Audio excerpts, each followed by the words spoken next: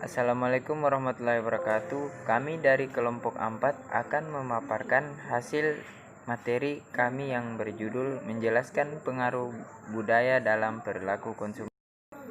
Kebudayaan adalah faktor penentu keinginan dan perilaku seseorang, terutama dalam perilaku pengambilan keputusan dan perilaku pembelian.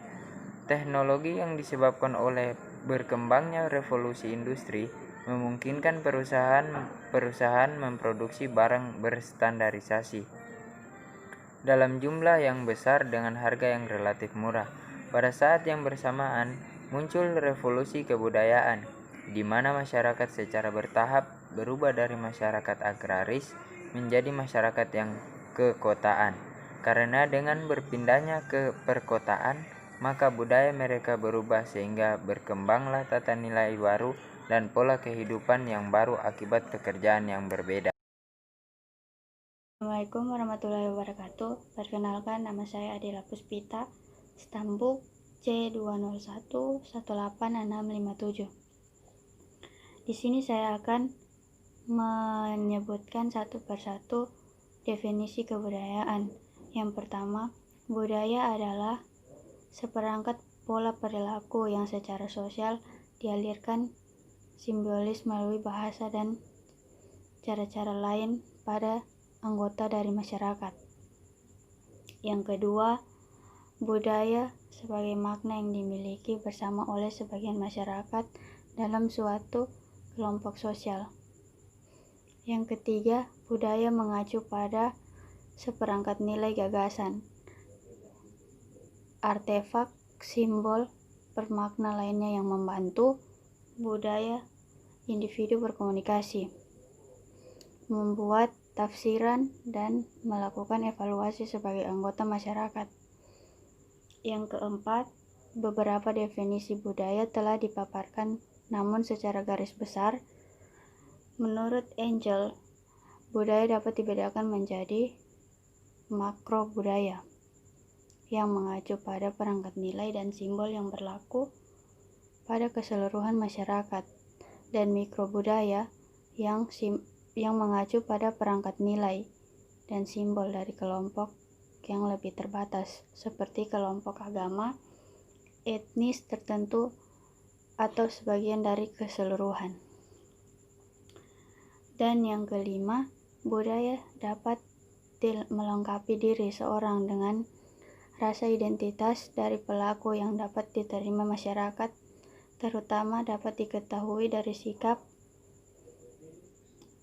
dan perilaku yang dipengaruhi oleh budaya, seperti lainnya pakaian, penampilan, komunikasi, bahasa, makanan, dan kebiasaan atau hubungan dengan kepercayaan dan lain-lain sebagainya, yang seringkali meliputi semua hal konsumen lakukan tanpa sadar memilih karena nilai kultur mereka, adat istiadat, dan ritual mereka yang telah menyatu dalam kebiasaan mereka sehari-hari. Kemudian permasalahan dalam menganalisis budaya. Yang pertama itu, pemasar harus mempertimbangkan beberapa isu penting saat menganalisis budaya. Yang kedua, makna budaya dapat dianalisis dalam beberapa tahapan yang berbeda, seperti halnya penganalisisan pada tingkat makro dari masyarakat atau negara secara keseluruhan, ataupun budaya dari nilai-nilai bersama oleh sekelompok masyarakat tertentu secara mikro, seperti dilihat dari segmen masyarakat tertentu, misalnya sekelompok orang dalam kelas sosial atau grup preferensi, ataupun dalam lingkup keluarga.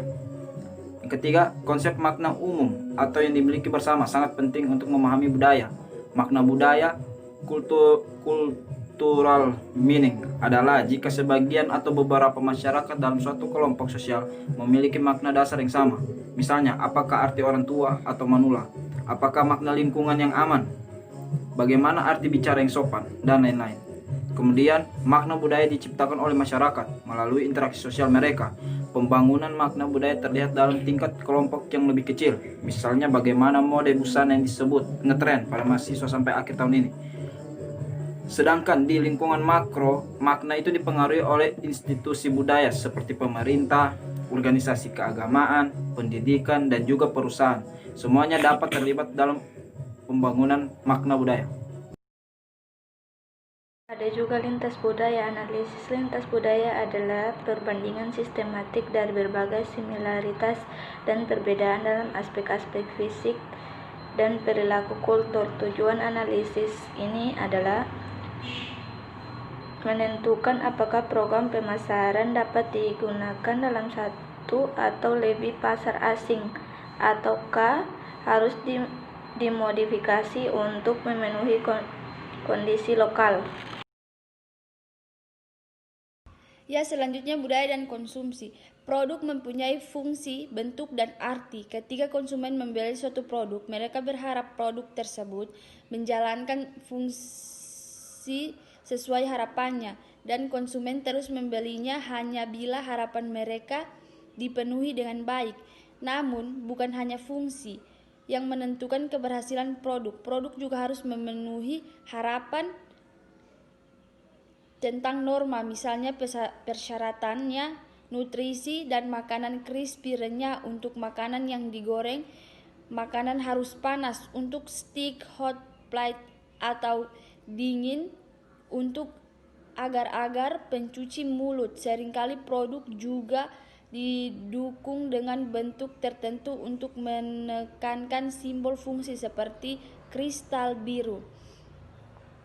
Pada deterjen untuk pakaian menjadi lebih putih, produk juga memberi simbol makanan dalam masyarakat, misalnya bayam diasosiasikan dengan kekuatan dalam film Popeye, atau makanan juga dapat disimbolkan sebagai hubungan keluarga yang erat sehingga resep turun-menurun keluarga menjadi andalan dalam memasak.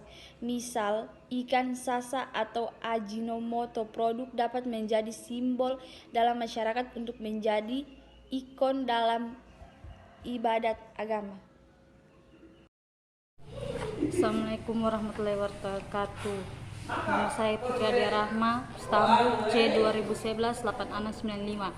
Saya akan melanjutkan materi dari slide ke-6 yang sub budaya dan geografis. Berdasarkan analisa dari bagian-bagian sub budaya menunjukkan bahwa sebenarnya ada variabel yang terbentuk dari sub budaya demografis yang menjelaskan karakteristik suatu populasi dan kelompokan kedalaman karakteristik yang sama. Satu variabel yang termasuk ke dalam geografis adalah sub etnis budaya, sub budaya agama, sub budaya geografis dan regional, sub budaya usia, sub budaya jenis kelamin. Ada beberapa perubahan pemasaran yang dapat mempengaruhi kebudayaan, seperti pertama, tekanan pada kualitas, kemudian kedua, peranan wanita yang berubah, ketiga, perubahan kehidupan keluarga, kemudian keempat, sikap yang berubah terhadap kerja dan kesenangan, kelima, waktu senggang yang meningkat, keenam, pembelian secara impulsif, ketujuh, yang terakhir, hasrat akan kenyamanan.